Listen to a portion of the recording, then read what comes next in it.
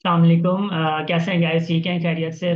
उम्मीद है आप सब लोग ठीक होंगे। Today we have second lecture for headmaster headmistress preparation and otherwise I can say कि जो भी लेक्चर्स आप लोगों के लिए ऑब्वियसली ये है वो एजुकेशन रिलेटेड जो भी फील्ड है आप लोगों की, यानी टीचिंग रिलेटेड है, कोई भी एग्जाम्स आप लोगों के होते हैं तो उनके लिए आप लोगों के लिए बड़े हेल्पफुल है। ठीक है, गवर्नमेंट जॉब होगी या प्राइवेट जॉब्स होगी या फॉर नॉलेज भी हो गया, ठीक हो गया। हम लोगों ने प्रीवियस क्लास में ये दो चीजें, पहले introduction philosophical foundation of education, ancient philosophy of education, Plato और एरिस्टोटल को डिस्कस किया था। उसके बाद हम लोगों ने ये कहा था कि ये दो चीजें छोड़ेंगे फिर फिलोसफी ऑफ एजुकेशन पे आज हम लोग, ये भी कल हम लोगों ने ऑब्वियसली प्रीवियस लेक्चर में पढ़ लिया था और ये भी पढ़ लिया था हम लोगों ने। But today we will be moving for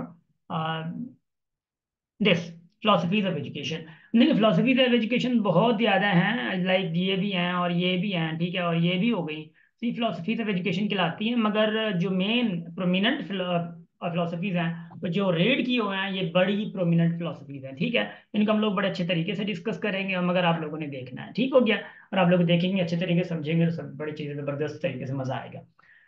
main जो प्रोमिनेंट फिलोसफीज हैं उन प्रोमिनेंट फिलोसफीज को मैं आप लोगों को बड़े अच्छे तरीके से ये बताऊंगा, क्योंकि ये पहली बात तो ये कि ये हैं क्या, और उससे पहले उसके बाद मैं आप लोगों को एक ग्राफ दिखाऊंगा। देन आप लोगों को ग्रुप में, व्हाट्सएप ग्रुप्स में आप लोगों को मैं रीडिंग भी भेजूंगा ताकि आप लोगों के लिए अच्छे तरीके से एक जो कॉन्सेप्चुअल चीजें हैं वो चीजें आप लोगों की माइंड में बैठ जाए। अच्छा, सबसे पहले मैं बात करता हूँ फिलोसफीज ऑफ एजुकेशन पे, यानी पैरेललिज्म। पहले पहले क्या है भाई? फिलोसफी। अच्छा, एक बात है कि फिलोसफीज ऑफ एजुकेशन होता है कि ब्रांचेज ऑफ फिलोसफीज होता है, ठीक है। ब्रांचेज हम बाद में पढ़ेंगे, अभी फिलोसफीज पढ़ रहे हैं। यानी फिलोसफी हर किसी की अलग अलग है ना, तो उन फिलोसफीज को नाम दे दिया गया कि भाई ये फिलोसफी ऐसी है तो इसका नाम क्या है, ये फिलोसफी ऐसी है तो इसका नाम क्या है, ये फिलोसफी ऐसी है इसका नाम क्या है, यानी नाम रख दिया गया था, समझ में? ठीक है। अच्छा, पेरेनियलिज्म सबसे पहला आता है। पेरेनियलिज्म, पेरेनियलिज्म इस फिलोसफी को हम लोग क्या कहते हैं भाई?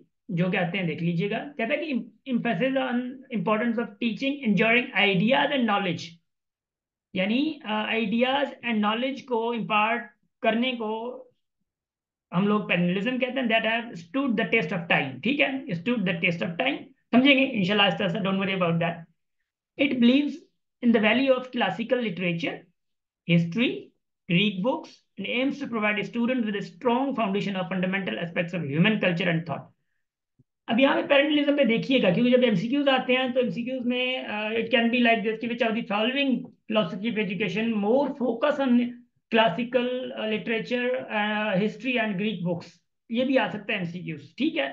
या विच इम्पार्ट या which focus on ideas and knowledge, क्योंकि देखो आइडियाज या नॉलेज जो आपकी हिस्ट्री से आती है, आइडियाज आपकी हिस्ट्री से आते हैं। अब आइडिया ऐसे नहीं आ सकता, या यानी वो इफेक्टिव आइडिया से कभी नहीं आ सकता विदाउट हिस्ट्री। या विदाउट हिस्ट्री से मुराद ये नहीं है कि वो ग्रीक हिस्ट्री पढ़ लो आइडियाज आ गए, सिर्फ वो हिस्ट्री नहीं होती है। मतलब आपका जो हर गुजरा हुआ पल है वो हिस्ट्री हो गई है। लेट से आप पाकिस्तान को अच्छा बना रहे हो, बनाना चाह रहे हो, तो विच फिलोसफी यू विल यूज पैरेंटलिज्म, क्योंकि आप लोग हिस्ट्री पढ़ोगे, आइडियाज पढ़ोगे। या लेट से, अच्छा यहाँ पे तो ग्रीक बुक्स लिखा गया है, but as per current knowledge अगर मैं बात करता हूँ तो ऑब्वियसली कोई भी बुक हो सकती है, ऑब्वियसली आई थिंक सो, ठीक है ना, फॉर दैट। ये सारी चीजें इस हवाले से ठीक हो गया, थोड़ा बहुत आइडिया हो गया। अब इसेंशियलिज्म क्या है? इसेंशियलिज्म देखिए जरा, essentialism, essentialism is a philosophy of education that focuses on core curriculum, ठीक है, philosophy of education that focuses on core curriculum of essential subjects, essential important essential subjects and knowledge that all students master, यानी जो important knowledge या essential subjects हैं या knowledge है उसको focus कराती है। That all student should master it, emphasise the back to basics approach, basics, back to basics, ठीक है, अप्रोच। अब ये भी आ सकता है कि which of the following philosophy focus on back to basics approach, भाई दैट इज एसेंशियलिज्म, याद करिएगा। Stressing the importance of traditional subjects, stressing the importance of traditional subject like mathematics, science, literature and history, ठीक है, ये इस पे stress ज्यादा करती है, याद रखिएगा। गुड हो गया, अब ये एसेंशियलिज्म हो गया। अच्छा, एसेंशियलिज्म के बाद आता है प्रोग्रेसिविज्म। अब प्रोग्रेसिविज्म क्या है? Progressivism it values experiential learning, it values experiential learning, problem solving, critical thinking. It encourages active student participation and exploration of real world issues. Progressivist educators believe that students should learn by doing and education should adapt the changing needs of society. अब एक बात यहाँ से आ रही है, हम लोग पढ़ते हैं student centred method and teacher centred method. तो इस चीज को भी देखते जाइएगा, यानी क्योंकि हम लोग ऑब्वियसली एजुकेशन फील्ड में पढ़ रहे हैं, तो एजुकेशन फील्ड में अगर क्लास ना हो तो मजा नहीं आएगा, अगर क्लास ना हो तो मजा नहीं आएगा, यानी स्टूडेंट ना हो तो मजा नहीं आएगा। अगर स्टूडेंट टीचर अवेलेबल है मिसाल के तौर पे, तो अगर टीचर सेंटर्ड स्टूडेंट सेंटर्ड को पढ़ा ना जाए तो फिर तो आराम ही नहीं होगा। तो उस हवाले से देखो, प्रोग्रेसिविज्म ज्यादा फोकस कर रही है किस पे भाई, स्टूडेंट सेंटर्ड पे। हम आगे मैं चार्ट दिखाऊंगा आप लोगों को कि किस किस पे जा रहे हैं। और पेरेनियलिज्म और एसेंशियलिज्म को देखो, वो सिर्फ पढ़ाने पे जा रहा है, क्लासिकल लिटरेचर हिस्ट्री पढ़ा पढ़ा के इधर उधर साइंस लिटरेचर, बल्कि वो पढ़ा सकते हैं हम लोग स्टूडेंट सेंटर्ड के मुताबिक, पेरेनियलिज्म हो या एसेंशियलिज्म हो पढ़ा सकते हैं, मगर स्टूडेंट सेंटर्ड के थ्रू इन्होंने बड़ा फोकस कम किया है। तो यानी पेरेनियलिज्म या जो मतलब एसेंशियलिज्म है, तो ये दोनों किस पे जा रहे हैं, टीचर सेंटर्ड पे जा रहे हैं। टीचर सेंटर्ड क्या है भाई, जो जिनके पास थोड़ी बहुत नॉलेज इधर उधर की है, तो मैं बता दूं, टीचर सेंटर्ड ये होता है कि भाई जहाँ पे ज्यादा कमांड टीचर का होता है। अगर मिसाल के तौर पे कहूँगा 40 मिनट है, तो 30-35 मिनट जो है ना टीचर ही ले लेता है, वो खुद सुनाता है, स्टूडेंट चुप करके बैठे होते हैं। मैं ऊपर ऊपर से बात कर रहा हूँ, बाय द वे बड़ी कहानी लंबी है। ठीक है, टीचर सेंटर्ड ज्यादा कंट्रोल टीचर का होता है, ठीक है, कि क्लास में खामोशी वगैरह वगैरह जो भी। अच्छा, मतलब आज के एग्जांपल में कहूँ, खड़ूस टीचर जिसके हम लोग कहते हैं, आजकल एग्जांपल बड़ा कॉमन एग्जांपल है, मैं I am sorry for that, नहीं कहना चाहिए, बट वर्ड ऐसा कॉमन यही यूज होता है। सो यानी वो क्लास में आते हैं, बच्चे सारे चुप होते हैं, वो पढ़ा के चला जाता है, ठीक हो गया। अब उसके वर्क टीचर सेंटर्ड होता है। टीचर सेंटर्ड ये है कि भाई टीचर सेंटर्ड में मतलब वो कुछ स्टूडेंट्स को डिबेट करवाता है, स्टूडेंट्स को ग्रुप वर्क करवाता है, ग्रुप में टास्क देता है, हर चीजें करता है। तो वो स्टूडेंट को इंगेज करता है, भले वो थोड़ा नॉइजी बढ़ जाती है क्लास जो भी है, बट स्टूडेंट को इंगेज ज्यादा करता है, इसलिए उसको स्टूडेंट सेंटर्ड कहते हैं। तो progressivism go for student centred, perennialism essentialism for teacher centred, ठीक हो गया। अच्छा, आगे जाते हैं, एक मिनट से। प्रोग्रेसिविज्म हो गया। अब आता है कंस्ट्रक्टिविज्म। ये मेन जो प्रोमिनेंट फिलोसफी थी मैंने जो आप लोगों को बताया, कंस्ट्रक्टिविज्म। कंस्ट्रक्टिविज्म क्या देखते हैं, ये भी पता चलेगा कि स्टूडेंट सेंटर्ड है या टीचर सेंटर्ड है। It emphasise the role of learner in constructing their own understanding. अब समझ आ रही है, their own understanding of the word. It suggests that the learning in active cognitive process in which individuals build knowledge. अब cognitive process obviously भी बड़ी बड़ी discussion है cognitive process पे। अब cognitive process obviously जो हम लोग अंडरस्टैंडिंग के थ्रू, दिमाग के थ्रू सारी चीजें कर रहे होते हैं, अंडरस्टैंड कर रहे होते हैं, cognitive process कहते हैं उसको हम लोग, in which individuals build knowledge and meaning through their experiences, interactions and reflections. अब ऑब्वियसली जो ओन अंडरस्टैंडिंग के थ्रू किया जा रहा है कंस्ट्रक्टिविज्म, कंस्ट्रक्ट करना, यानी समझ लीजिएगा, अगर कंस्ट्रक्टिविज्म का कोई एग्जांपल आ जाता है तो इसके वर्ड से जाहिर जाहिर है कि देखो, टू कंस्ट्रक्ट, ठीक है, यानी कंस्ट्रक्ट करना। तो प्लीज इसको थोड़ा बहुत मिसअंडरस्टैंड ना कीजिएगा, यानी वो ओन अंडरस्टैंडिंग पे जा रहा है। कंस्ट्रक्टिविज्म मीनिंग से ही बिल्कुल जाहिर है कि भाई ओन अंडरस्टैंडिंग है, कॉग्निटिव प्रोसेस है, लर्नर खुद इन्वॉल्व है। तो खुद इन्वॉल्व है तो यानी क्या होगा, लर्नर सेंटर्ड या टीचर सेंटर्ड होगा।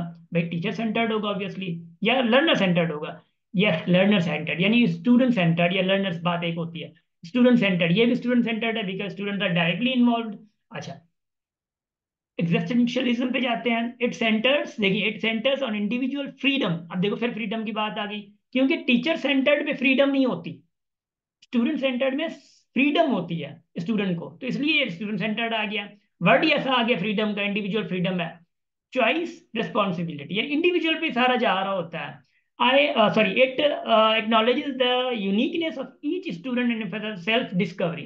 अब फिर यहाँ पे सेल्फ डिस्कवरी आ गया, पर्सनल मीनिंग मेकिंग आ गया। ये देखो, हर हर हर फिलोसफी में अलग अलग चीजें आ रही हैं। Existentialist educators focus on the helping students find their purpose in a chaotic uncertain world. कोई chaotic पढ़ते हैं, कोई chaotic पढ़ते हैं, सब तो यू ठीक है, uncertain world, ठीक हो गया। बस अनसर्टेन वर्ड को वगैरह वगैरह को छोड़ दें, मतलब ये फोकस करेंगे भाई मेन एग्जिस्टेंशियलिज्म का वर्ड मतलब कहाँ पे आ रहा है, या मेन इसका मतलब क्या आ रहा है, ठीक हो गया, शाबाश। अब एग्जिस्टेंशियलिज्म में तो फ्रीडम आ गया, तो ये भी लर्नर सेंटर्ड हो गया, नहीं टीचर सेंटर्ड हो गया, शाबाश, तो सॉरी स्टूडेंट सेंटर्ड हो गया। अब आता है प्रेगमेटिज्म। अब प्रेगमेटिज्म ऊपर हम लोगों ने पढ़ा था, प्रेगमेटिक, हाँ, थिंकिंग। अब प्रेगमेटिज्म क्या होता है, देखिए ये भी एक फिलोसफी है। फिलोसफी क्या कहती है, pragmatism is a philosophy of education that values practical problem solving approach learning, ठीक है, to learning. It emphasize the importance of applying knowledge and skills to real life situations। Real life situation में जो आप लोग problem solving कर रहे होते हैं, प्रैक्टिकल नॉलेज आप अप्लाई कर रहे होते हैं, या जो अप्रोचेस फाइंड कर रहे होते हैं, या आप लोग स्ट्रेटेजीज फाइंड कर रहे होते हैं, तो रियल लाइफ सिचुएशन में तो उसको हम लोग प्रैग्मेटिज्म कहते हैं। And pragmatist educators believe that education should prepare student for success in their real life. अब ये याद रखना है कि भाई फॉर सक्सेस कौन करती है, प्रैग्मेटिज्म है, ठीक है। By the way her philosophy success के लिए ही होती है, ऐसा नहीं है, जो भी फिलोसफी है और स्टूडेंट के सक्सेस के लिए ही काम कर रही होती है। सोशल रिकंस्ट्रक्शनिज्म, ठीक है, social रिकंस्ट्रक्शनिज्म focus on addressing social injustice, working on improve society. It emphasizes critical thinking, active participation in efforts to bring about positive social changes. अब क्योंकि सोशल रिकंस्ट्रक्टिविज्म से मतलब से जाहिर हो गया कि भाई सोसाइटी के ही कोई सोसाइटल इश्यूज हैं या सोसाइटल ही टॉक्स हैं, उसके बारे में बात करना है। Social constructivist social reconstructionist educators encourage students to become active agents of social reforms. अब सवाल आ सकता है which are the following philosophy of education focus on, मतलब students focus on students to become agent of social reforms, active agents of social reforms, वो कौन सा हो सकती है? सोशल रिकंस्ट्रक्शन विजम हो सकती है, हाँ? अच्छा, अब आगे आए हैं, देख रहे हैं बिहेवियरिज्म आ रहा है। अब बिहेवियरिज्म इज क्या है भाई? Behaviourism it focuses on the observable behaviours and influences of the environment on learning that suggest the learning occurs, ठीक है, through conditioning, reinforcement and the repetition of desired behavior. Through conditioning, reinforcement, repeating of desired behaviour. अब ये चीज बड़ी जरूरी है behaviourism में। Behaviourism theory obviously बड़ी मशहूर थियरी है, यहाँ पे तो फिलोसफी आ गया, बिहेवियरिज्म थियरी बड़ी जबरदस्त है। देखिए क्या कहती है, देखिए मिसाल के तौर पे कोई भी सोसाइटी बनती है तो लोगों की कंडीशंस पे, लोगों के रीइंफोर्समेंट पे या रिपीटेशन पे बन रही होती है सोसाइटी। यानी आप कोई भी चीज, मिसाल के तौर पे एक बच्चे को कि एक आदत डालना चाह रहे हो तो उसको रिपीट करवाओगे, बार बार रिपीटेशन पे ही उसको आदत बनती है, उसके बिहेवियर पे जो आदत डालनी है, तो वैसे ही होता है मिसाल के तौर पे, ठीक हो गया। अब जैसे मैं एक छोटा सा एग्जांपल देता हूँ, छोटा सा एग्जांपल देता हूँ। जब मिसाल के तौर पे जो छोटे बच्चे होते हैं तो उनके सामने अगर मिसाल के तौर पे आप बार बार एक चीज ओपन कर रहे हो, ठीक है, क्लोज कर रहे, ओपन कर रहे, क्लोज कर रहे, ओपन कर रहे, और बच्चा 1.5 2 साल का है तो वो बच्चा फिर से वो ओपन क्लोज खुद करना स्टार्ट कर देता है। वो रिपीटेशन है, यानी उसमें आप डिजायर पैदा कर रहे हैं कि भाई ये चीज करो, यानी एक बिहेवियर अलाउ कर रहा है कि भाई ये चीज करो। तो वही चीज कह रहा है कि भाई जो बिहेवियर्स के थ्रू जो इन्फ्लुएंस करना है, तो वो चीजें कंडीशनिंग, रीइंफोर्समेंट मतलब ऊपर से किसी का दबदबा हो या ये चीज करनी है ये चीज नहीं करनी है, यानी सोसाइटल प्रेशर हो, वो ज्यादा जरूरी है बिहेवियरिज्म में। प्रेशर भी जरूरी है, सोसाइटी प्रेशर, ताकि आप लोग जो सोसाइटी में है वो नेगेटिव बिहेवियर्स ना आ पाए आगे, ठीक हो गया।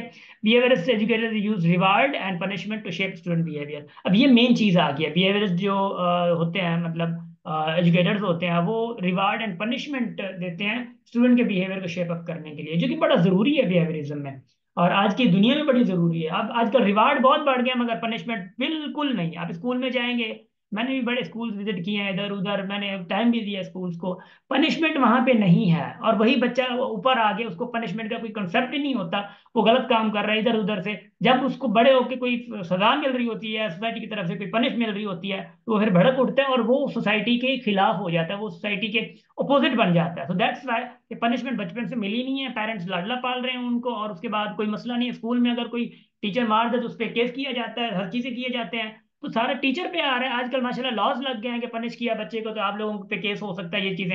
यानी पेरेंट्स को पूरा छोड़ दिया है, कोई मसला नहीं है, और स्टूडेंट को पूरा छोड़ दिया कि पनिश नहीं करना है। और भाई ऐसा नहीं होता। अगर थोड़ी बहुत पनिश अगर नहीं करेंगे स्टूडेंट को तो उनको कोई भी अपनी गलती का एहसास नहीं होगा। गलती का एहसास पनिश से होता है, गलती का एहसास ऐसे कभी नहीं होता। कहने से अगर होता तो आज पाकिस्तान हमारा माशाल्लाह पता नहीं कहाँ पे होता। कहने पे कोई चीज नहीं मानी जाती। समझ आ रही है? अच्छा, फिर है कनेक्टिविज्म। अब कनेक्टिव ये थोड़ा आप लोग प्लीज इसको ना मेजर करते जाएंगे भाई, क्या चीज क्या क्या सिखा रही है।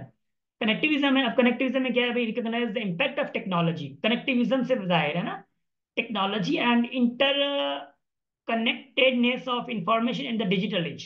कनेक्टिविज्म आ गया। It emphasizes the importance of networked learning, where students develop skills in finding, filtering, and applying information from various sources, network, ठीक है, एंड नेटवर्क्स।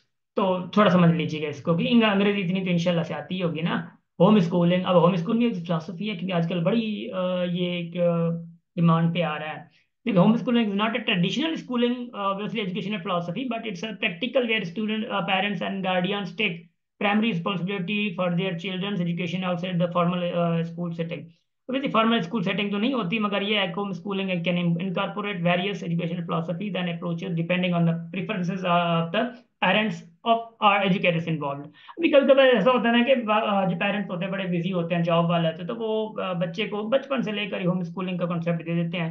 जब तक प्राइमरी पास नहीं करता, प्राइमरी पास करता है तो फिर बच्चा बड़ा हो जाता है तो वो थोड़ा बहुत रिस्पॉन्सिबिलिटी समझ लेता है। ये सारी चीजें होती हैं। अब यहाँ तक का हो गया। अब उसके बाद मैं आप लोगों को एक चार्ट दिखाने वाला हूँ, मतलब दैट इज मेन थिंग जो कि डिस्कस करना होगा ना। लो, इसको देखते हुए आप लोगों को थोड़ी बहुत अंडरस्टैंडिंग एक आ गई होगी कि देखिए फिलोसफीज ऑफ एजुकेशन पे जो मेन चीजें मैंने कहा था, प्रोमिनेंट जो फिलोसफीज थी वो क्या थी, वो ये थी, यानी पेरेंटलिज्म, एसेंशियलिज्म पढ़ा, पेरेंटलिज्म, प्रोग्रेसिविज्म, सोशल कंस्ट्रक्शनिज्म एंड उसके बाद एग्जिस्टेंशियलिज्म।